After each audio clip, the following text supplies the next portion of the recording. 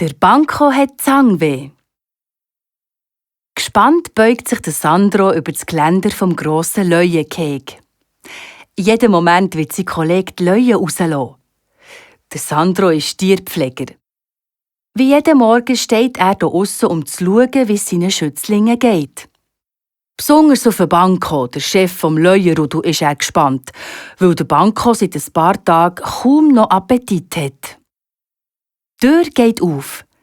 Mit dem Banco an der Spitze kommen die Leuen rausgeschossen. Der Sandro und seine Kollegen verstecken das Fleisch jedes Mal an einem anderen Ort. Aber der Banco hat im Handumdrehen ein grosses Stück Fleisch entdeckt. Begeistert schlägt er seine scharfen Zähne rein und brüllt von Schreck und Schmerz laut auf. «Jesus, Sandro, was hätte der Banco?» sagt plötzlich jemand hinter ihm. Der Sandro dreht sich um. Vor ihm sitzt Corinne auf ihrem Velo.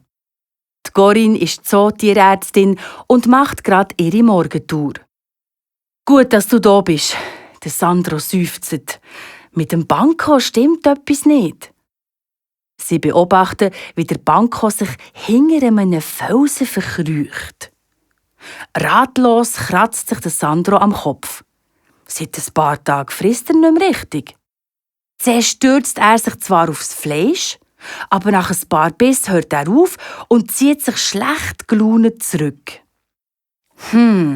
Macht Corinne und schaut zu den Felsen, wo man nur noch die Spitze vom Banco seiner wuscheligen Leuenmähne sieht, schauen.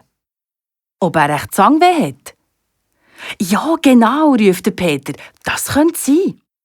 «Okay», sagt Corinne. «Wenn ihr das Keg heute Morgen putzt, lasst ihr den Banco draussen. Ich komme mit dem Narkoseblasrohr und sobald er schläft, schauen wir ihm mal ins Maul.» Ein paar Stunden später ist es soweit. Die Leuen verlassen einen nach dem anderen die Anlage. Als Letzter trottet der Banco auf die Türe zu. Wo die plötzlich mit einem Ruck vor ihm zugeht, bleibt er verblüfft stehen. In diesem Moment schiebt sich ein Blasrohr durch eine offene Klappe in der künstlichen Felswand. Gleich darauf hört man ein leisliches Plopp. Und im nächsten Moment steckt schon eine Spritze im Banco seinem Vödli. Der Banco brüllt kurz auf und sackt nach wenigen Schritten zusammen. Um ganz sicher zu sein, dass der Banco auch wirklich schläft, wartet Corinne und Sandro noch ein bisschen. Dann nimmt Corinne ihren Ärztekoffer und folgt dem Sandro in die Anlage. Fein stupst Corinne den Banco mit der Schuhspitze gegen die Pfoten. Doch der schläft schon tief und fest. Der Sandro knäulet neben dem Banco seinen Kopf und sperrt ihm das Maul auf. «Puh», stöhnt er und grinset. Der Banco hat heute noch nicht die Zähne geputzt. Die Corinne lächelt, holt eine Taschenlampe aus dem Koffer und leuchtet dem Banco ins Maul. Zentimeter für Zentimeter untersucht sie die riesige Maulhöhle.